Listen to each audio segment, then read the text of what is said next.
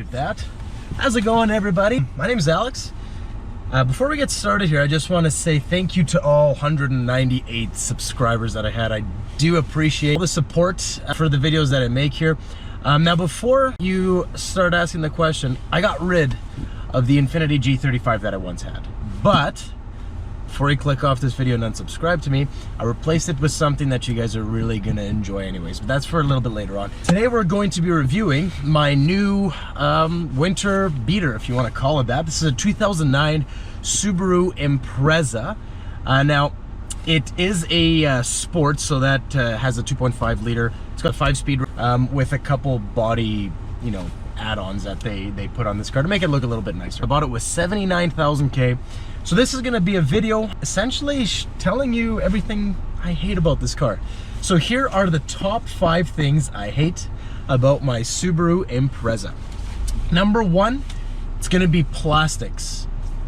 Oh my God, Subaru, they had absolutely no intention on making this a luxurious vehicle, and I get it, it's not really supposed to compete with the likes of BMW, Audi, Mercedes, etc. But the only thing soft in this car, I swear to you, are the seats. Everything else, plastics everywhere. And it's not even the nice plastics. It's all this very terrible, flimsy plastics you find.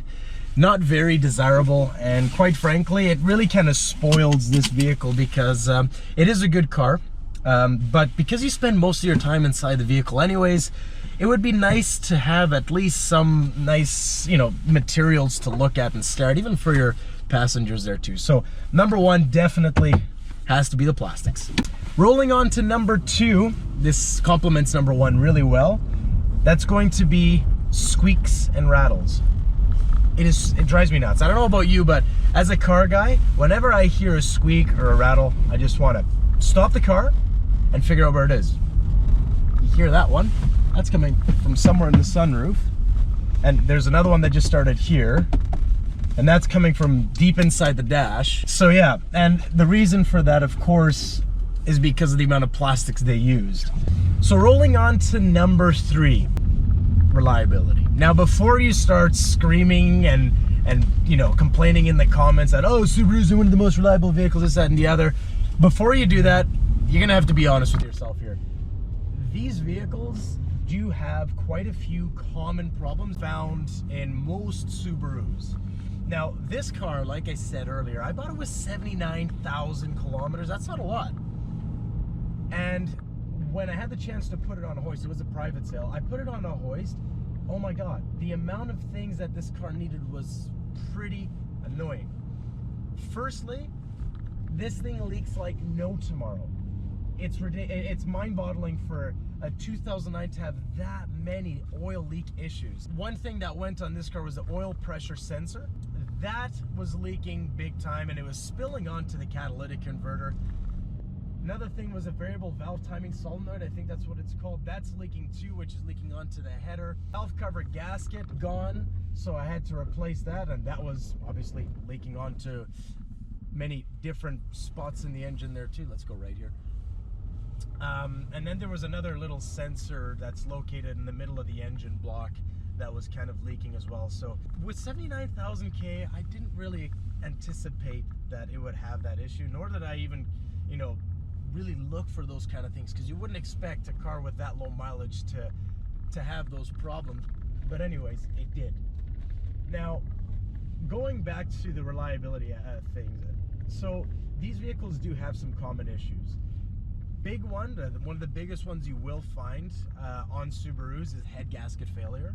That was actually one of my biggest concerns with this car when I noticed it was just leaking so much oil and going through so much oil. I thought it was head gasket. Apparently these are really common issues with Subarus, not just Imprezas like mine, but vehicles that do have this EJ25. They do have head gasket issues there. So bear that in mind when you're looking at Subarus. Make sure that that's not an issue. Let's go left. I don't know what the heck is over here.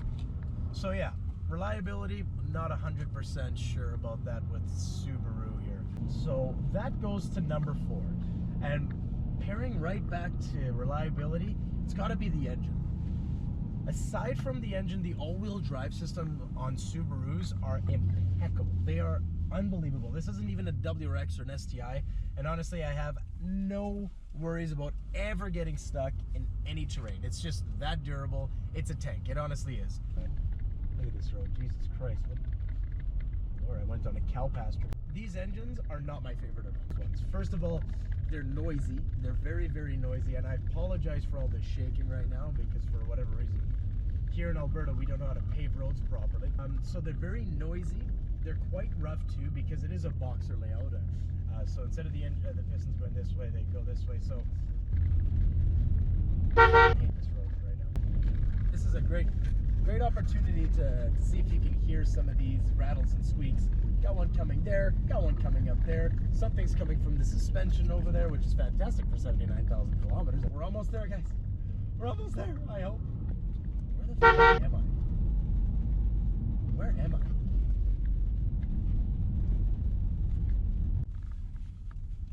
Let's go here. The engine on these cars aren't the best. I really don't like them at all.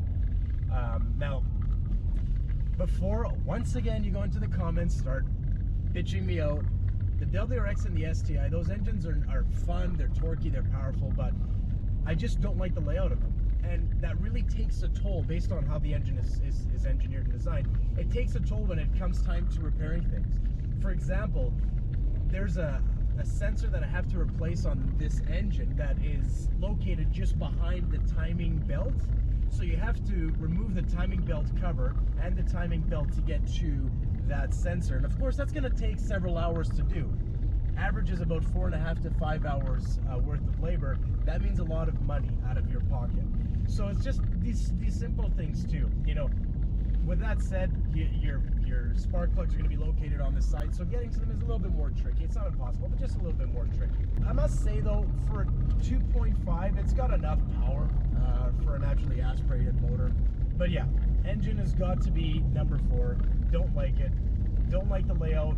When it comes to usability and ease of working on it, it's not the simplest engine to perform tasks on, if I'm honest. And number 5, wrapping it up here, is build quality. Now, not to say that Subarus are flimsy vehicles. They're quite safe. You know, they're always consistently winning top safety picks, this, that, and the other. But I'm talking about, you know, like interior comfort and whatnot. There isn't very much sound deadening or insulation inside of the cabin of this vehicle. So what that means is there is so much road noise that you're going to get from the inside of this car. From the wheels, obviously, wind noise, you're going to get lots of wind noise there. The engine is quite noisy, so you hear that too. It kind of does get a little bit annoying at some point, so that would have been nice if Subaru would have spent a little bit more time in trying to insulate the interior of this car a little bit more and make it a little bit more quiet, because sometimes I have to yell, as you've probably noticed this entire video. Listen to that thing roar. Anyways, thank you so much for tuning in. The next video is going to be the top 5 things I love about the Subaru. I don't hate it. It's a love-hate relationship, though, I'm going to be honest with you. But the next video is going to be on the top 5 things I like about this car. So thank you so much for watching. If you do have any questions, leave them down below. I'll be more than happy to answer them for you. Give this video a thumbs up if you liked it. For all the thumbs down, we're going to see, they're probably going to be WRX and STI lovers. But, oh well, this is the start of the Subaru relationship. We'll see how long it lasts. Do me a favor, guys. Smash the subscribe button. There are going to be a lot more videos to come. I'm really excited for the things to come here. So it would be doing me a great favor if you can subscribe to my channel. There's going to be a lot of content coming in the future. Thank you so much for tuning in. Any questions, leave them down below. We'll see you in the next video.